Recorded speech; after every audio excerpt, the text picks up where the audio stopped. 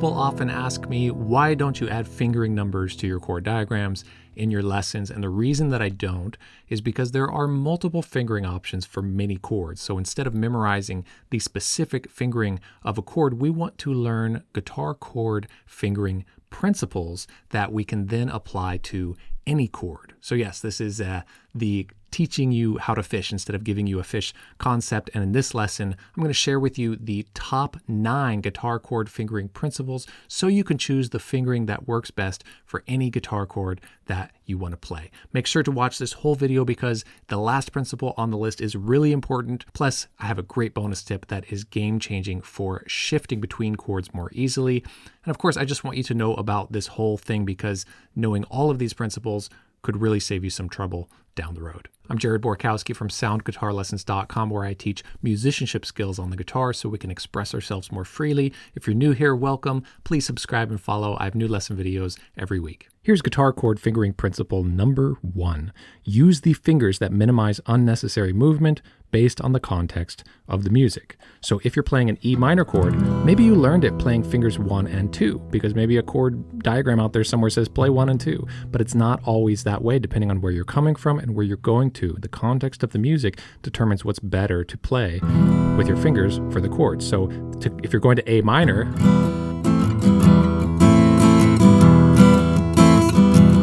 it's much better to play with 2 and 3, so you have this first finger in the first position ready to play that. On the other hand, if you're playing E minor and going to this beautiful B half diminished add 11, so that B half diminished chord, circle with a line through it means half diminished, that open E makes it add 11, well then you want to play E minor with the fingers 1 and 2. Look at how little movement there is there, whereas if I played here, then you have to move way more fingers and lift off way more fingers and rearrange them. If you're playing a D minor chord, maybe you learned it with fingers 1, 2, and 3, but if your next chord is going to be D minor over C, well then you definitely want to play D minor with your pinky here, so your third finger is free to reach down there instead of rearranging. So if you do that with every chord transition possible, you are embracing this first principle, and it is minimizing tons of effort and tension and extra movement, and it's going to make everything a lot easier. Here's guitar chord fingering principle number 2. When placing multiple fingers on one fret, fingers playing the lower strings should be on the head side of the fretboard. Okay, lower strings are the thicker strings that sound lower, and here's the head side of the fretboard going this way. Okay, so this C major 13 chord, for example, gorgeous chord. You can play this anytime you're in the key of C or the key of G, and there's a C chord. You can play that instead if you want that sound. Now we have 2 notes on one fret. We have the 3rd and the 13th of this chord. Notice my hand angle is this way, my wrist angle. We'll have our wrist angle like this, or we'll have it parallel with the fretboard, but we never have it like this, right? If we did, then we could say, yeah, you can cascade the fingers the other way, but we most often are going to be in this position or this position. So our fingers are going to be cascading down towards the body like this. So therefore, the fingers that are closer to the head side of the fretboard are on the lower strings of the guitar like this. You wouldn't have it like this, flipping it, okay? Another example, we have E, add 9. Lovely floaty sounding chord. Okay, we have the 5th and the root here on the same fret. We'll notice again, we have the finger that is further to my left towards the head is on the lower string, and then the next one cascading up this way. Quite hard to explain, but actually very straightforward once you understand it. So that is principle number 2. Here's guitar chord fingering principle number 3. Play on the tips of the fingers whenever possible, unless it makes for smoother transitions. In other words, don't bar if you don't have to, unless it helps. That sounds a little vague, unless it helps. Really, if it helps because of the context where you're coming from, where you're going to, if it minimizes movement to bar, then do it. It's all about being intentional. But if in doubt, or in just a single chord, I would not just bar this to bar it. I would bar it because of the context of the music. So I'd play this with my fingers, this A chord. Several more examples here. Classical guitarists play this chord shape, all tips of the fingers, whereas you'll see a lot of rock players playing it this way. If in doubt, get used to playing it with the tips of your fingers. I will, based on context, play it like this sometimes, but the principle to go back to is to play on the tips of your fingers. This chord here can easily be barred, but it's just a little bit less tension to play on the tips of your fingers. I will always try to work out everything, tips of my fingers, and avoid barring as much as I can. I'll do it just when I need to. This one you can't really bar if you want those open strings anyway, but it's a great example of just one to work out all tips of fingers. Even the bottom part of it there, you wouldn't necessarily want to bar that. That's way more tension. Then, yeah, it's a little more complicated getting all your fingers there, but way less tension, and that is the name of the game in the end. You don't have to bar this D minor 7, which is very bar friendly, but still, if in doubt, go back to the principle of not barring if you don't have to. You do have to bar this chord. This is C6-9. Gorgeous chord. If you try to play all the tips of your fingers, you run out. Oh, ran out of fingers, you have to bar. So this is another one. If you try to play them tips of the fingers, you run out. You have to bar E minor 11. You'd have to bar F sharp, sus4. You could try to play on the tips of your fingers there, but it's just almost impossible and so much tension. Clearly, you want to bar for that one. Here's guitar chord fingering principle number 4. Plan for embellishments. This is kind of obvious and it's about context, but this B chord we would not want to play as a bar unless we have to. But if we wanted to play this embellishment,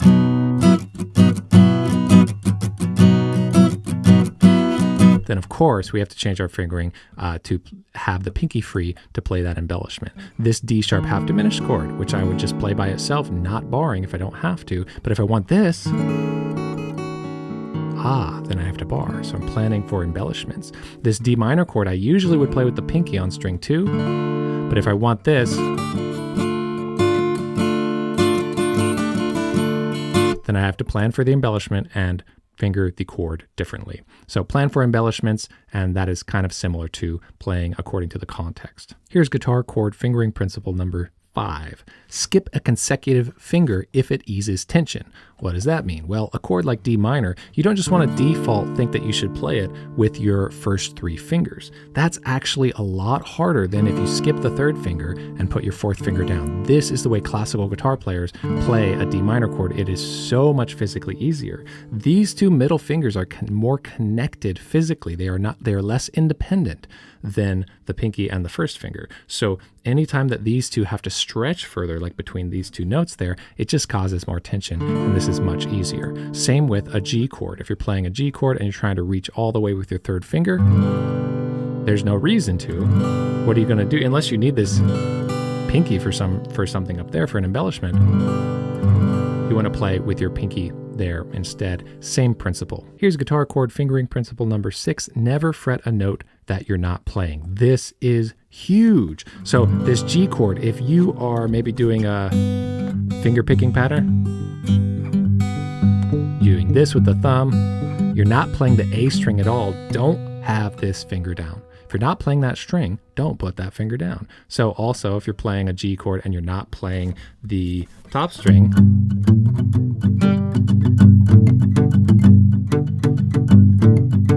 don't put that down. You wouldn't want to hold that down if you're not actually intending to hear the sound of that. This comes from learning guitar chords as shapes and thinking of G is always this shape. No, G is a collection of 3 notes that you can play hundreds of different ways on the guitar. So if you're not playing a note, leave it out. Another example here, if you had the chord progression A minor to C, maybe the bass player is going, and your part is,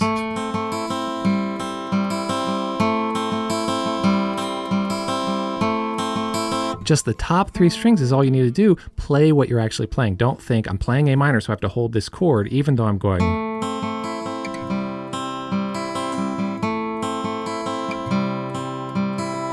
Here's guitar chord fingering principle number 7. Mute open strings that aren't part of the chord by slightly touching them. You'll learn this fast if you play a chord and have an open string in it that's not supposed to be there. It could sound really bad.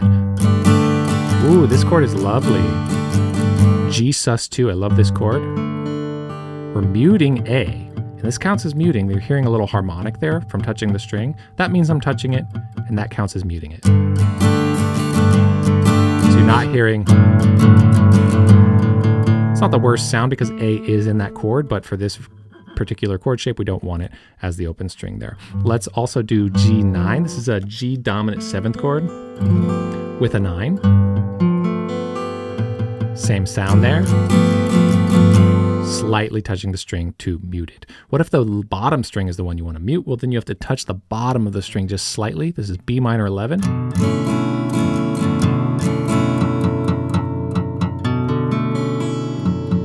Okay, B minor 6/9. Okay, so that's how you mute the bottom string if you need to. Here's two strings that we need to mute. B13. I'm touching slightly the A string and the E string. And then B, or F sharp minor 6, I mean. Make sure those are all muted.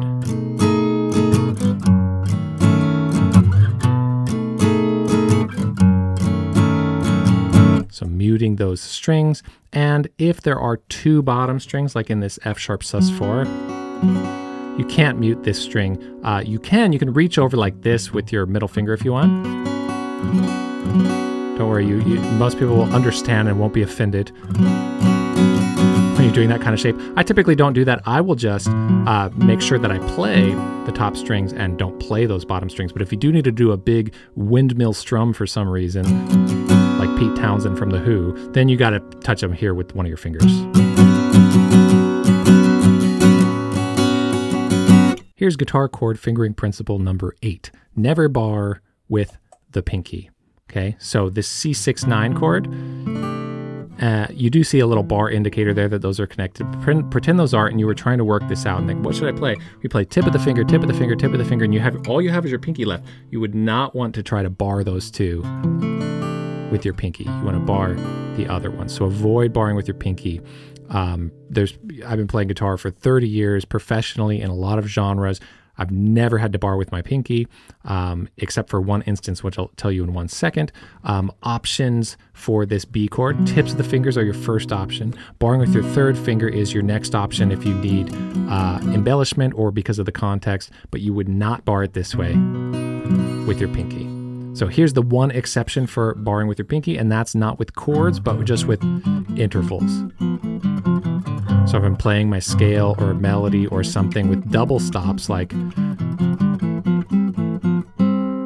fourths, then I will bar with the pinky just the 2 notes at a time, not in the context of a chord, just intervals. Here's guitar chord fingering principle number 9. Do what's most comfortable even if it goes against other principles, because that will be the most musical. So if you do what's most comfortable, you're going to sound better and you're going to have less tension. So if you're playing F sharp minor to B, you might decide, wow, just is way more comfortable to play this B with the bar, even though Jared said try to play that by default with the tips of the fingers. Well, usually when you're doing what's most comfortable, it's actually because you're using fingering principle number 1, which is minimizing extra movement based on the context of the music. So based on the context of the music, that is quite a nice shift instead of this to this.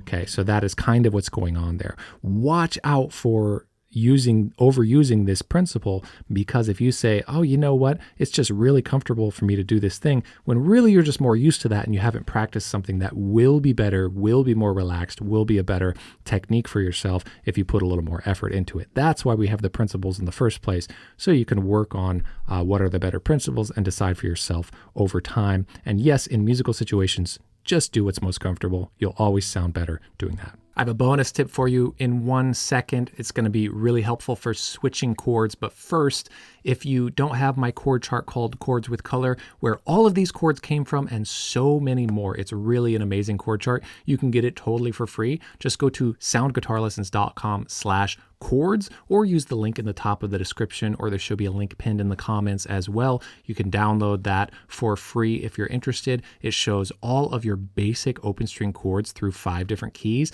and then how to alter them to make gorgeous chords like the ones we've been doing in this lesson, to add the 13, add the 7, add the sus4, and it goes through how would you do that with every chord through each of those keys, and it comes up with these amazing voicings, and then you can use those in your playing to replace the basic chord, the 1 chord, 2 chord, 3 chord, 4 chord, 5 chord. You can just say, okay, I figured out I'm playing the 4 chord in G, so this is a C major chord in G, and now I can replace that with any of these, I can add the sus4, I can add the 11, I can do all of these different things. You'll get the voicings that we're talking about here. So get that if you want to. It's free for you. I put a lot of effort into it. Tons of people have told me that they love this chord chart. So go ahead and download that with the link in the description. And let's jump into the bonus tip. This tip will make shifting between chords so much smoother.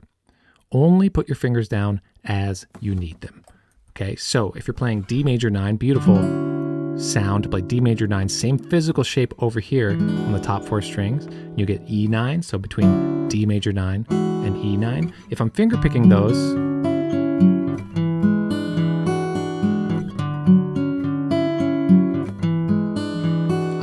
only fingers as I need them. Just have to get to the root when I switch, and then the next one, then the next one, then the next one. Okay.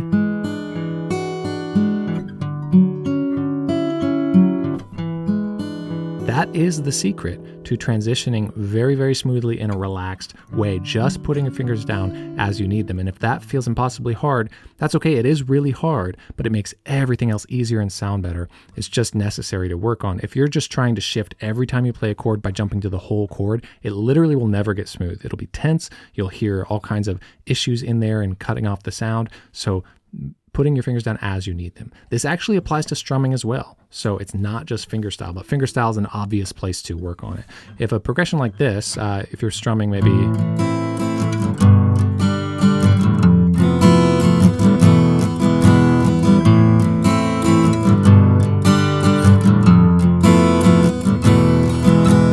Well, I'm doing this kind of orchestrating strumming, which I recommend. It actually sounds better this way than just trying to play every string all at once. Where when I go to this G chord, I'm only landing on the low notes. So I don't even need to put down the upper voicing yet. And same with the F, I'm going to play the root and then put the rest of the chord down. And then this does have to come down all at once. So just as I need it, rest of it. Just as I need it, rest of it.